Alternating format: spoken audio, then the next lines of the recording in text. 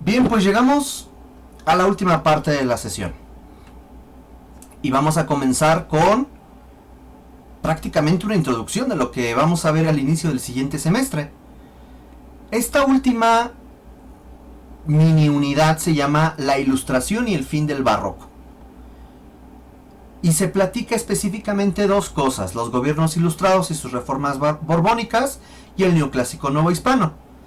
Nosotros podemos ver en esa imagen el patio de la Academia de San Carlos.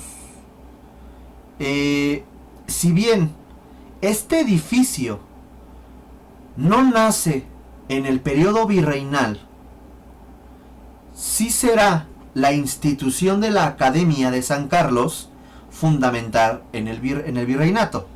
Este edificio que estamos viendo antes era un hospital y fue digamos que adecuado a mediados del siglo XIX. Ya después veremos por quién. Pero es importante porque este lugar será fundamental en el quehacer arquitectónico de finales del virreinato y durante el siglo XIX, con sus altos y bajos debido a las frecuentes guerras del siglo XIX, pero esta será la gran academia de arte que tendrá la República Mexicana y bueno, también el virreinato desde su fundación. Vamos a ver esto de pronto, cómo influye en la arquitectura virreinal, ¿ok? El objetivo general es que ustedes puedan relacionar los cambios del paradigma arquitectónico entre el barroco y el neoclásico, como consecuencia de la visión ilustrada, que dará origen a las academias. ¿Qué es la ilustración? Suena como ese papel el cual utilizábamos para forrar nuestros cuadernos, pero no va por ahí. La ilustración se refiere a este llamado siglo de las luces, que tiene que ver con el siglo XVIII. Podríamos decir que la ilustración o el movimiento ilustrado es la cumbre de las reminiscencias del humanismo y del renacimiento.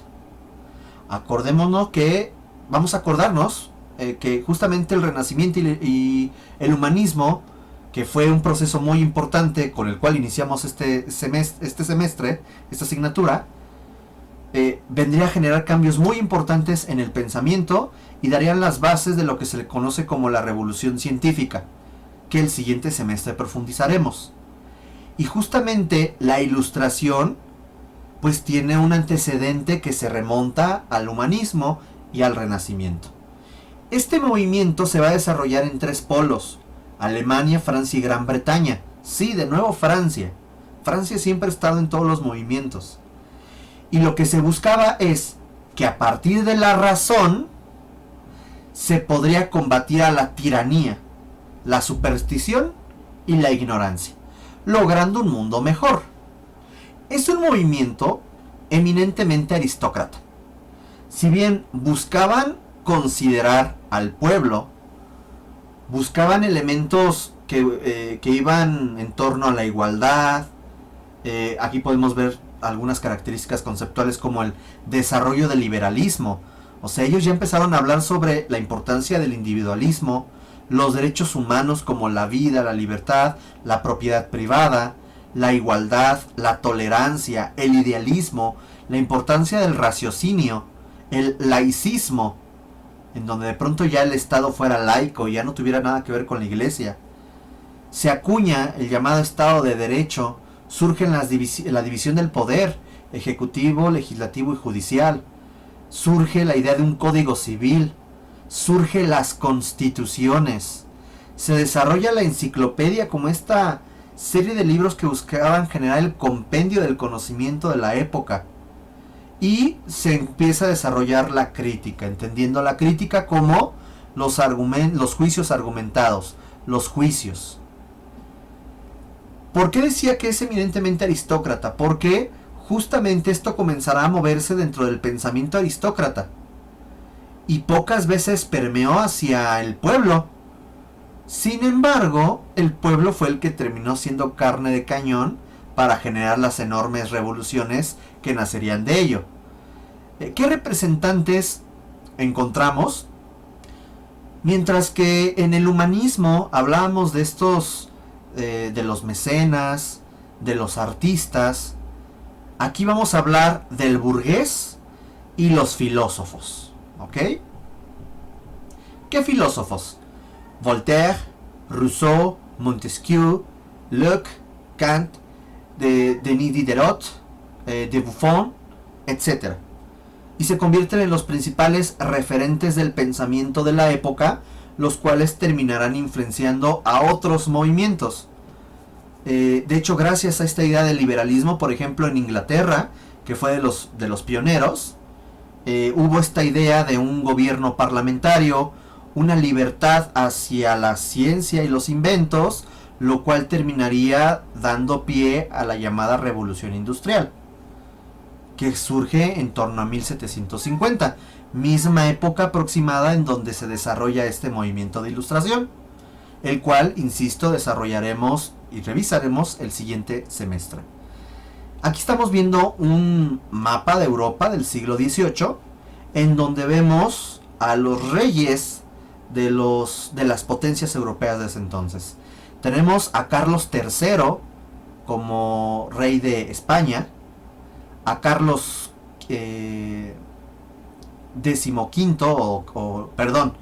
Luis XV o XV, como le quieran llamar, en Francia.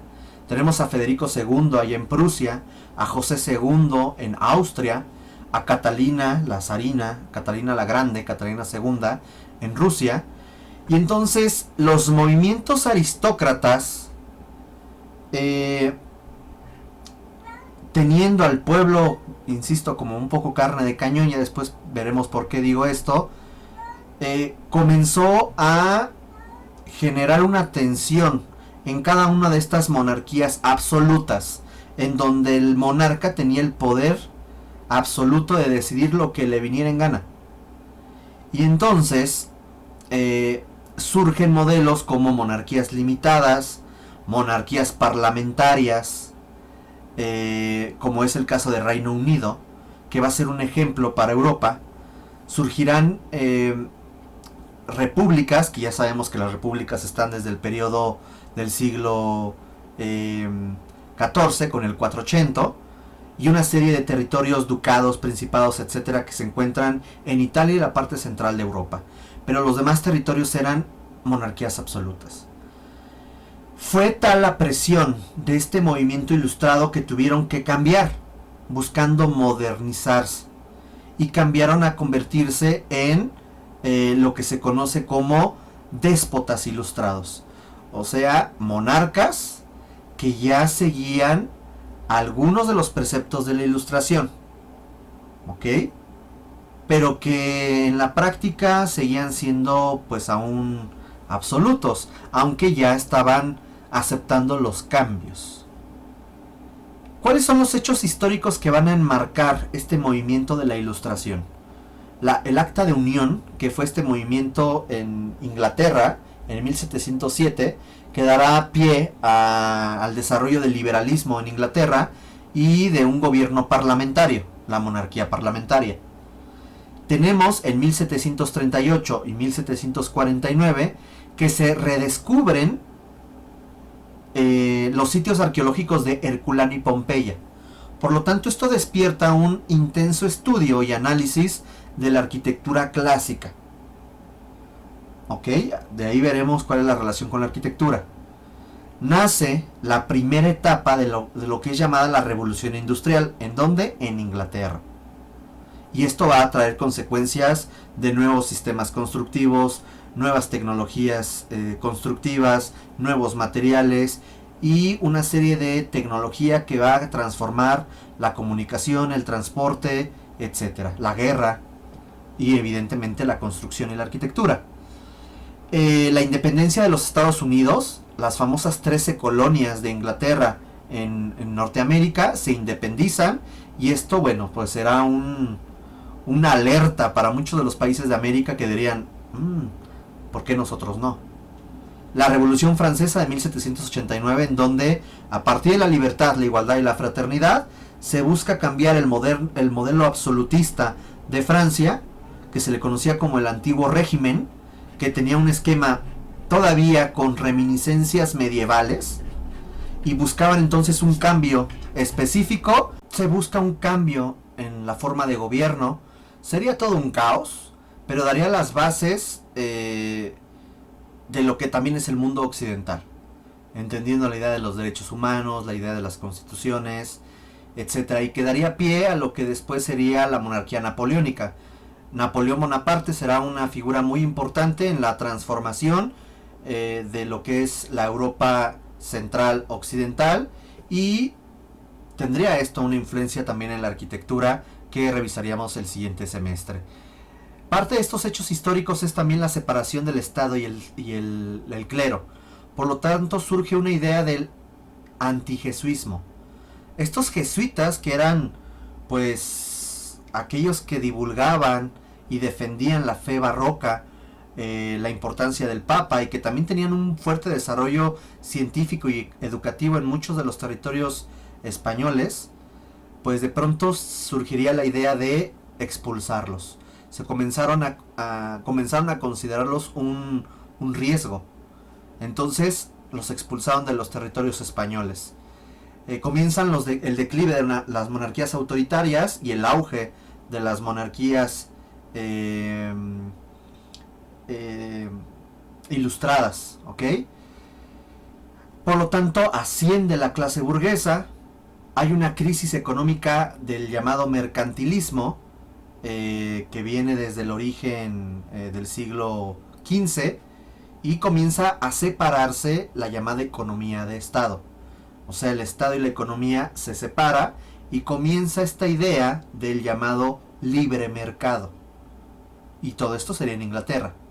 Se desarrolla otras disciplinas científicas como la química, la física, la biología, y también una oleada revolucionaria en América. Sabemos que a finales del siglo XVIII y todavía los primeros años del siglo XIX, pues prácticamente el resto de los territorios americanos van a comenzar a independizarse de España y de Portugal. ¿Ok? ¿Qué va a pasar con los reyes españoles?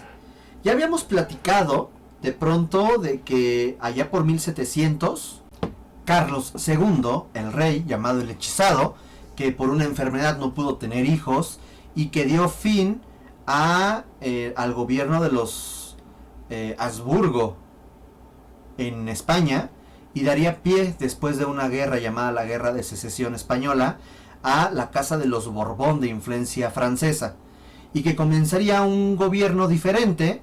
De hecho, hasta se podía ver en el estilo de ropa, un gobierno muy barroco, eso sí, en cuanto hasta la ropa y la decoración, con Felipe V, Fernando VI, Carlos III, Carlos IV, Fernando VII, que serían los reyes que gobernarían todavía los territorios americanos. Sería Fernando VI quien abriría la posibilidad de cambios en el gobierno. Por lo tanto, es bajo el reinado de Fernando VI que inicia la llamada Ilustración española. Pero será Carlos III quien generará una serie de leyes que buscarán transformar y modernizar a la España, que ya no era la España gloriosa del siglo XVI, ya distaba mucho de eso. Y bueno, hay unas historias ahí medio extrañas, la invasión de Napoleón a España, que tiene que ver en el periodo de Carlos IV, luego por ahí con Fernando VII, la Constitución de Cádiz, en fin, todo eso se revisará el siguiente semestre. Vamos a quedarnos con Fernando VI y Carlos III. Por cierto, Carlos IV, el penúltimo, es el famoso tipo que viene arriba del caballito, el caballito de Carlos IV, pues es él, que no fue un muy buen rey que dijéramos. No le importaba mucho gobernar. Lo revisaremos el siguiente semestre. Entonces, es bajo el gobierno de Fernando VI que se abre allá en España una academia llamada la Academia de San Fernando, por Fernando el Católico, no por él. Y esto vendría a generar cambios en el esquema arquitectónico de España, que al final terminaría influyendo a los territorios americanos. Estas reformas que Carlos III buscó instaurar en los territorios españoles para modernizar al imperio, tendrían diferentes efectos y diferentes propósitos. Tendría políticas, reformas políticas, reformas económicas, sociales, religiosas, culturales, entre las que iban como modernizar a las tropas, reorganizar el territorio, fortalecer el Estado, aumentar la producción y disminuir los monopolios, recuperar la hegemonía marítima, una división clara de la burocracia para la recaudación fiscal, la imposición de cargos solamente a peninsulares. Se elimina la exención de impuestos, o sea que es algo así como yo iglesia no pago, ahora tendrás que pagar impuestos. Se expulsan a los jesuitas, se van a desamortizar los bienes eclesiásticos, o sea, los bienes ahora del clero secular, que se acuerdan que se las habían quitado al clero regular, pues ahora el Estado dice, pues venga para acá, también son mías. No nada más Benito Juárez, también el gobierno español lo hizo. En fin, hay una serie de elementos que lo que hace es de alguna forma quitarle poder o hegemonía a los virreinatos, y eso no le va a gustar a los virreinatos, ¿ok? Y algo muy importante en la difusión y divulgación de la cultura es una nueva tendencia llamada el neoclasicismo, tendencia que nace justamente en Francia, por todas las influencias que habíamos comentado anteriormente. Aquí hay una imagen de la expulsión de los jesuitas de 1766. Pues imagínense, fue terrible, tanto a los más viejitos como a los más jóvenes. Llegar y decirle, bueno, usted abandone su iglesia, su templo, su colegio, ya no es bienvenido acá. O sea, los expulsaron literalmente de todos los territorios americanos. ¿Cómo va a afectar esto a la arquitectura? Resulta que en las ciudades se va a construir una gran cantidad de hospitales, bibliotecas, museos de arte, ciencias naturales, teatros, palacios de justicia, bancos, bolsas comerciales, cementerios públicos, y surgen amplios espacios de tipo público, de tenencia pública, y parques. Se van a fundar escuelas, academias de arte, y ojo con esto, estas academias de arte lo que van a buscar es un carácter científico del arte, en donde los artistas se convertirían en técnicos e imitadores más que en creadores. La arquitectura neoclásica tiene varias etapas. Una primera etapa que tiene que ver mucho con las ideas de la ilustración, lo que busca es que los artistas neoclásicos sean imitadores y no creadores. ¿Imitadores de qué? De la belleza del mundo clásico. Por lo tanto, buscarán retomar elementos clásicos para las nuevas tipologías arquitectónicas. Por lo tanto, puedo tener yo un congreso con forma de templo griego o romano, o puedo tener un banco con este esquema, o puedo tener una escuela con este esquema, y a esto se le va a llamar el nuevo clásico, o sea, el neoclásico, ¿ok? Y este va a durar pues mediados del siglo XVIII y todavía gran parte de décadas del siglo XIX. De hecho, su influencia se va a observar todavía hasta finales del siglo XIX.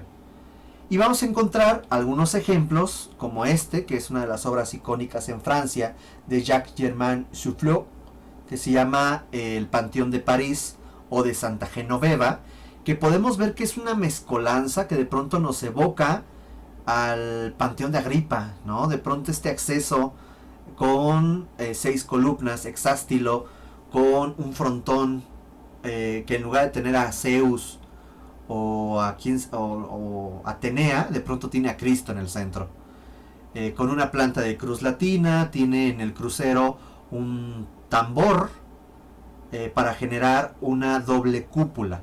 No sé si aquí tengo yo un corte, no, porque eso lo revisamos el siguiente semestre, pero de pronto ya es un manejo formal que tiende nuevamente hacia el clasicismo, ¿ok? Y el barroco se abandona. Ustedes dirán, es que yo veo aquí elementos muy grandes, muy majestuosos, sí, pero no desproporcionados. Esta idea de la fantasía, del movimiento, de los brillos, de los colores, ya no está. Se vuelve, digamos, que un diseño más sobrio nuevamente. Y claramente hay una búsqueda por imitar estos elementos clásicos. Aquí hay una vista de este Panteón de París, en donde vemos pues un diseño realmente muy atractivo, y si no fuera por esa cúpula que nos evoca un tanto a la cúpula renacentista del Vaticano, que en proporción esta es mucho más vertical, pues podríamos de pronto pensar que es una mezcla entre elementos renacentistas y clásicos. O tenemos esto es impresionante. Esta es la Madeleine, que es de Pierre-Alexandre Vignon, justamente también en Francia, en donde la parte exterior nos recuerda a un templo romano, pero al interior totalmente diferente a lo que sería el esquema de un templo clásico. Ya encontramos intrados de cúpulas rebajadas, óculos, encontramos estas columnas exentas. Perdón, ya no se mueve esto. Vaya. Estas columnas exentas, las decoraciones, etcétera. En fin. La Academia de las Bellas Artes de San Fernando, justamente fundado por Fernando VI, se convertirá en la escuela que marcará el parteaguas de la nueva tendencia arquitectónica en España, la cual terminaría influenciando a la Academia de San Carlos, que se abriría en 1781. Aunque ojo, este edificio es posterior, este edificio es de mediados del siglo XIX, pero esta es la ubicación actual de la Academia de San Carlos.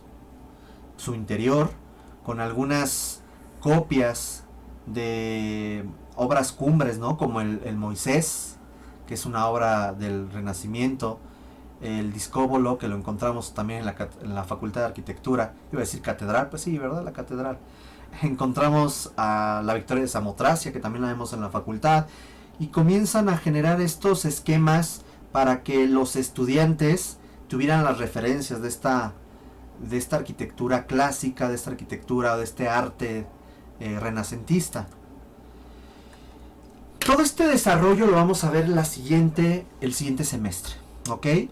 Nada más voy a mencionar aquí a algunos de estos autores, quizás de los más importantes en esta primera etapa virreinal, es Manuel Tolsá, que es uno de los grandes maestros de la arquitectura neoclásica virreinal, quien fue nada más y nada menos quien diseñó el Palacio de Minería. Hay que entender que el neoclásico fue una tendencia que poco a poco fue modificando los edificios barrocos. ¿Qué fue lo que modificó? Comúnmente el interior de las iglesias. Muchos retablos dorados fueron literalmente destruidos y sustituidos por esquemas neoclásicos. Por eso cuando ven iglesias, de pronto ven que es una iglesia barroca y el interior puede ser que no tenga un retablo dorado así súper atractivo, que a lo mejor son elementos blancos que nos evocan más a un manejo de mármol, un manejo más clásico, más griego, más romano, porque eso significa que en el siglo XVIII buscaron renovar el interior de la iglesia y destruyeron todos o parte de los retablos. Ni hablar. Algunas fachadas fueron modificadas, pero por lo general el interior era lo primero que se modificaba. Aguas que esa es pregunta de examen. Otro de los arquitectos, Ignacio Castera, en la parroquia de Nuestra Señora de Loreto, que ya revisaremos el siguiente semestre. Miguel de Constanzó, con diferentes edificios. Vean de pronto cómo este gran patio del convento de la Encarnación que él modificó, pues ya no tiene el mismo desarrollo, la misma, gracia que tenía el barroco. Ya son elementos con un lenguaje totalmente diferente. Compañeras y compañeros, un gusto. Espero que a lo largo de estas sesiones y con las actividades que se realizaron, tengan ustedes un poco de conocimientos y de herramientas que les puedan ser útiles para entender esta arquitectura, reinterpretar esta arquitectura, poder estudiarla y poder aplicar ciertos elementos de forma reinterpretada a la praxis cotidiana. Y a quien le interese también esta idea de la divulgación, de la difusión, de la conservación y la restauración, pues bienvenidos, ¿no? Esta es una temática muy interesante. Tratar de hablar 300 años de historia en prácticamente 15 sesiones es muy, muy difícil, y más online. Pues espero que se haya llevado un buen sabor de boca, y ojalá me den el honor de poder compartir de nuevo con ustedes el siguiente semestre en Historia de la Arquitectura 2. Nos vemos en un rato en Zoom, simplemente para hacer la clausura, por así decirlo, del semestre, hablar de algunas cositas y hablar sobre los trabajos finales. Les agradezco mucho, cuídense y hasta pronto.